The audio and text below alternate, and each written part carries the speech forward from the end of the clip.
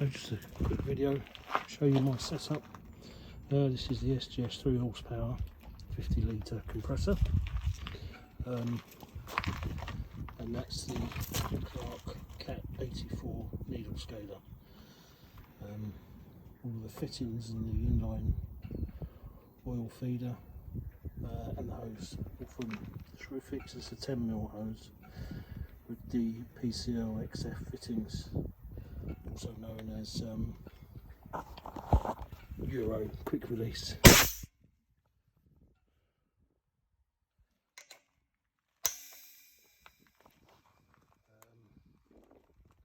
So I'm doing one of the jobs that most people hate, which is